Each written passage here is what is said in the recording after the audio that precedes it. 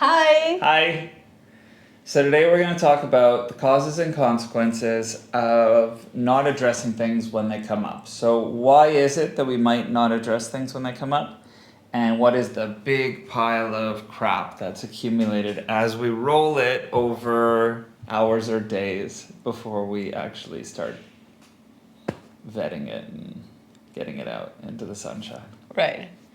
Okay, so as possible causes, I think the one that stands out the most would be fear of rejection, right? Causing waves in the relationship big enough that they would break it, right? I guess that's the worst fear.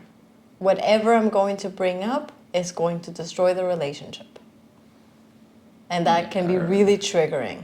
Or upset my partner and I don't want to deal with them upset because then it's a hassle and then it's stressful and then maybe we argue in front of the kids or maybe we feel disconnected or like that would be like the ultimate furthest consequence of it. But yeah, definitely, I mean, fear of rejection, fear of abandonment, but Right. mostly like unwillingness to have unpleasantness, especially when there's like been a lot of it or whatever, and it's like another thing of Yeah, fear of pain fear of pain.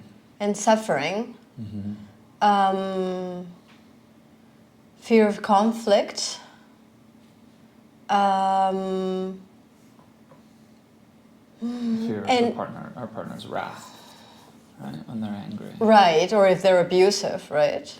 Well, also, like we probably have, I imagine every relationship has this. You have your kind of comfort zone of what you're almost like the canon of what you're willing to talk about, right?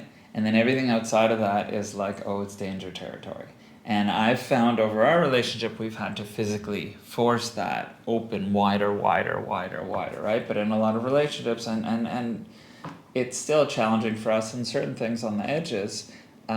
Some stuff it's like, no, I don't want to talk about that. I've had a long day. I'm exhausted. Why do you want to talk about this now? Da, da, da, da. And there's like all this stuff that comes up, these warning signs of, oh, it's going to be really bad, or I'm really going to fight, or I'm really going to be upset with you if you talk about this. Da, da, da. And then it's like, oh, okay, maybe I won't talk about it, right? And so, okay, so let's say something comes up, I do something, it upsets you, or you do something, it upsets me, right? We don't talk about it in that moment. Then let's talk about how it percolates. Well, the first thing I think that causes is resentment, right?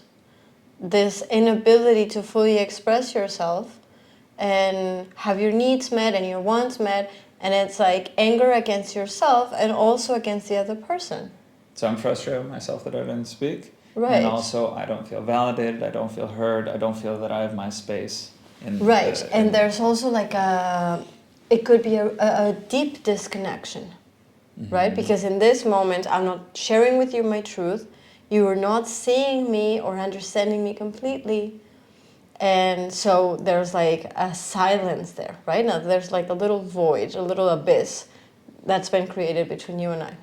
Right, and the longer that this goes on, the more charged the resentment gets, and the more likelihood of a big outburst or explosion, seemingly unrelated, right? Or small, like passive-aggressive or aggressive behaviors, Nipping, comments. biting. Yeah, tension, right? In the case of you and I, we kind of become a little bit rigid. Like more quiet, more stiff around each other. How does he not know I'm upset with him?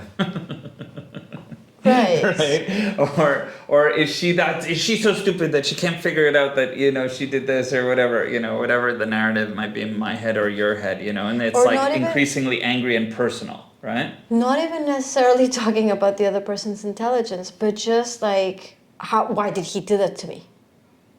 Why did she say that? Fuck her. Fuck him.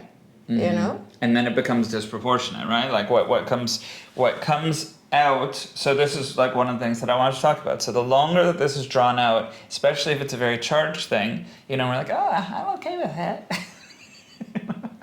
I like this voice. I like this character. Screw her. Screw him. I'm totally fine with it. And then it's like, you didn't cut the mango the way I wanted it. And my clues are always, you don't care about me. That's why I did it, right? So what I wanted to get to also is, it's almost always worse.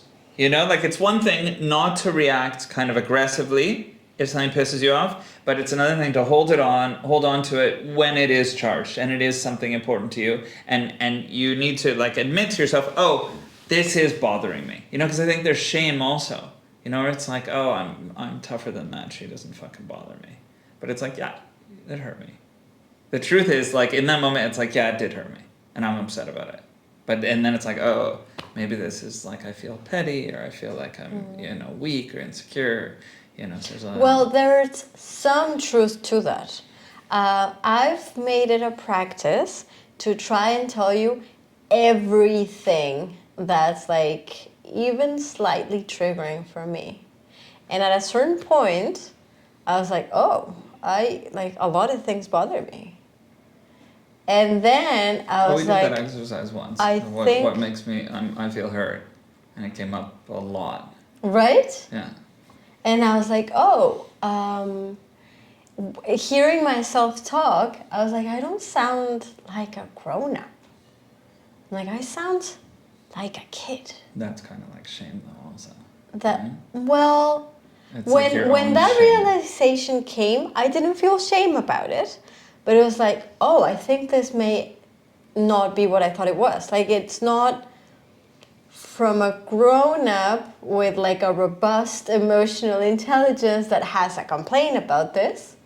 It's more like a kid that really is starving for approval and validation and like unconditional love. And all the shit that comes up, right? All the shit that comes up because you didn't say it, and you didn't say something right then, and then it's like more and more and more about me, right? So it's not like, okay, I'm expressing my needs and the fact that, and clarifying this is a boundary or this isn't okay or da-da-da, and then it's like, oh, I fucking hate you, I hate you, I hate you, and it's like, rah, you know, Well- because you've made me feel this way, and now I feel worse, and you made me feel worse now, and you did, you know, and it's like, hey, you know, like what you've done with this issue is made it into a much bigger thing. So this person may have been related to the first thing, but now it's a huge thing, right? I've noticed that in our dynamic, we maybe hold on to something we wanted to say, and then as a consequence, slightly or hugely, we withdraw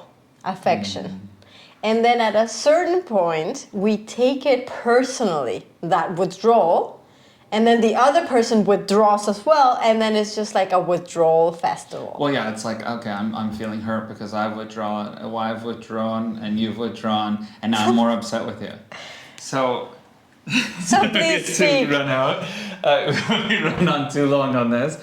How do you deal with this sort of stuff? How easily are you able to speak your truth when something comes up and be able to voice it? It doesn't have to be aggressively, but actually say when something bothers you, as opposed to carrying it, and what happens for you. Right. Is there shame? How does your inner kid feel about it? What's the need? What's the want that isn't being met? Yeah, there's a lot there to explore. It's really essential. All right. Thank you for watching. Bye. Bye.